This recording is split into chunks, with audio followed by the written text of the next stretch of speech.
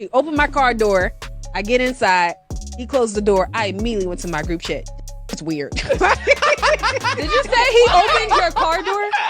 He showed up with flowers, and she was so taken aback and didn't even like acknowledge that as like, oh, there's like a kind gesture. She was just like, oh, what? Do you think it's like, whose fault do you think this is? Like, do you think women have like this type of woman has like always existed to an extent, and like women were never really turned on by those gestures? Do you think there's like something new that came about where women have become less and less grateful for these types of gestures?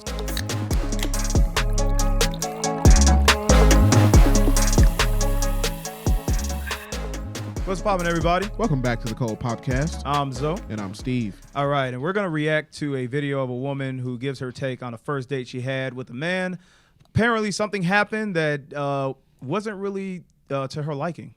Yeah, this woman, she went on a date with a guy, and apparently he was just so nice that it gave her the ick. So I'm starting to believe that women deserve less, but after we see this video, we'll pretty much decide on our own. You know what they say, nice guys do finish last. That's exactly true.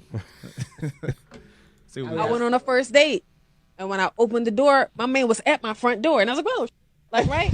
And then he hit me with the Rico. He pulled the flowers out, and I was like, "Wow, this is different, right?" So I'm not even paying attention. I brush past this, trying to walk down the steps and get to the door, right? Because I'm not paying attention. I'm just so not used to it, and it just hasn't like I just didn't have a lot of practice.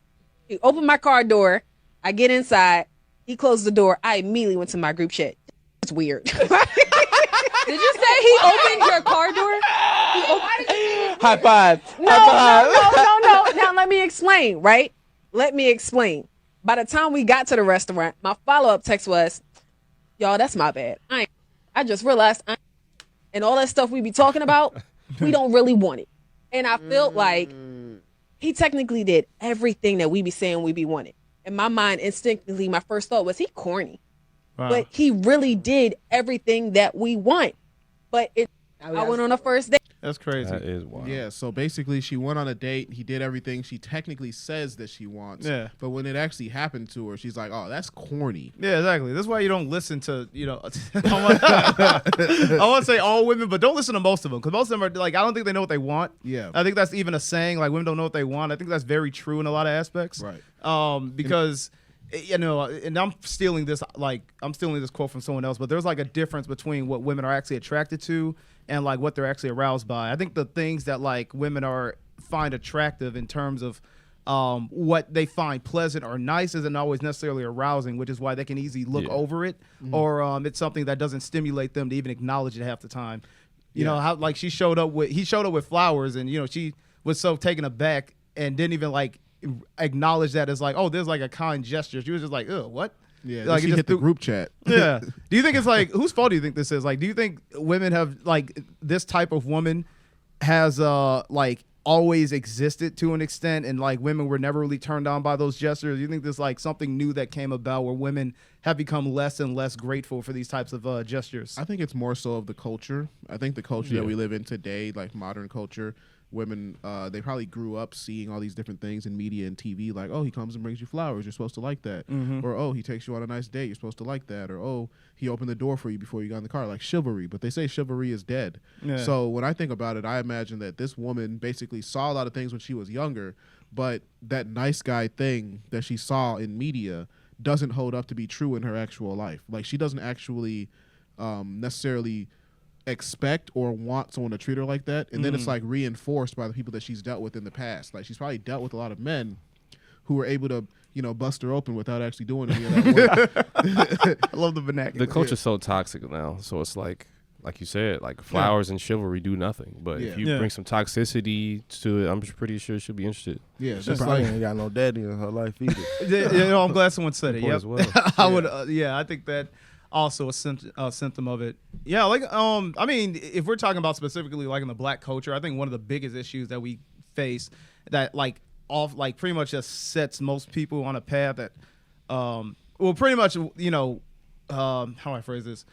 Pretty much like one of the biggest issues, like Roosevelt said, is like we don't have fathers in the house that like are raising our kids. And so I think that branches to a lot of different issues, one of it being how we interact with one another. Most women don't, black women at least, haven't had like an actual father figure in their life to kind of teach them like how a man should be.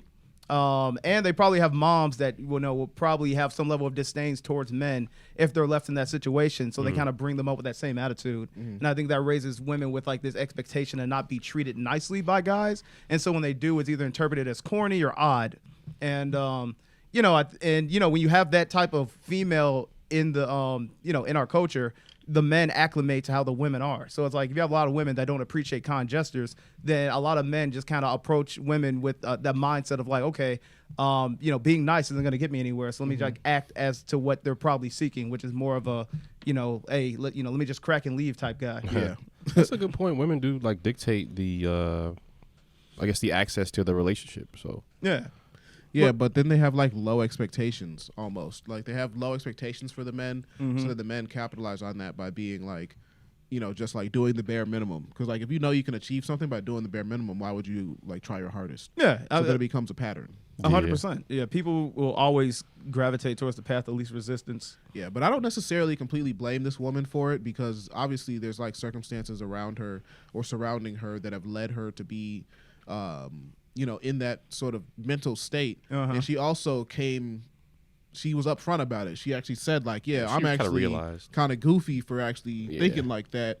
And I figure that's why she's telling the story. And I think that actually informs that's actually humble, I guess. Like she's using that to sort of educate other women potentially. Yeah. Like maybe rethink, maybe reassess and introspect. I agree. And I think that, with her situation, I can't necessarily blame her for not liking what she doesn't like. If that's not what turns her on, then, you can't really do anything with it. But I think the only thing that, as the individual probably has to come to terms with is if you want certain outcomes, you're going to have to understand that like certain things that you do or want might not lead to that. So if she's like a woman that's like, I want a good man that, provides, does all this stuff, but then actively turns away men that have those traits because it's not attractive to her, then, she then has to realize like, okay, I can keep speaking this rhetoric, but if I keep actively pushing away those types of guys, I'm not going to get that outcome. So therefore, maybe you're not in the position to, expect these things knowing that, you're not going to actually want them, and I think that's where the mindset that kind of irritates me is the fact that a lot of women advocate for things they don't actually want. Like it would be nice, but I don't actually want it. Yeah, it's like nice for you.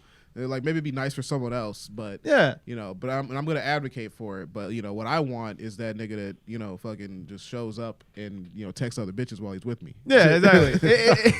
It's like I don't know. It's like wanting to like run a business, but not actually wanting to run a business. It's like I want the idea on paper. It sounds like I get to be like the man in a big old skyscraper in an office, just sitting back in his chair. But then it's like you don't want to do all the stuff that like comes with that. Like you don't want to manage people. You don't want to actually like do payroll. Dictate roles and stuff. Take the brunt of losses. Like you don't want to do any of that. You just want to be the head of a business. I think that's kind of how women speak. It's like I want a stable relationship, but I'm not a stable person. And I actually don't want a relationship. Yeah, That's such a big one. Yeah, the lack of stability. You know, I'm not a stable person. Yeah, I mean, if you look at it, a lot of them are like pretty darn chaotic. Like, Yes. I think the perfect Very true. example is like I want a dog, but I'm not picking up shit. Or I'm not. Yeah. I don't want to walk him. I don't want to do anything that's associated with having a dog, but I want it. Exactly. It's like this woman is like, I want a relationship, but I don't. But basically, like I don't. Maybe she's like, I don't want a toxic relationship, but then she prefers people that do toxic things. Yeah, the toxicity is what usually keeps her there. That's why it's like it's she's exciting. Yeah, and I mean, if women are out here preaching, listen, I want to talk to guy, I want to do that doesn't text, I have no problems because they're just saying what they actually want. Yeah. But like they're advertising all this other stuff and you do it, and then it's like, ew. Yeah, then I'm then just they like, okay, they now cringe. you're yeah, it's cringe. corny. You give them the ick, So that's why I'm just like, be consistent. I like Be consistency. consistent. Absolutely. Yeah, I feel like that's a good spot to close this one out, man. This is just a little quick one. Make sure you guys check out The Cold Podcast on all social media platforms at The Cold Podcast. We're also available on all audio and video platforms, including Spotify, Apple Podcasts, YouTube, and Rumble. Patreon, $5 a month, gets you access to all of our exclusive content, including the My Black Friends podcast, which is about 80 episodes of really fun times. There's also 30 episodes now available on this YouTube channel if you go back and look. Older episodes, some of the highlights, best episodes. Check them out, man. They're really funny, and maybe you'll want to buy the Patreon afterwards. Thanks for popping in, everybody. We got to pop out of here. All right, peace.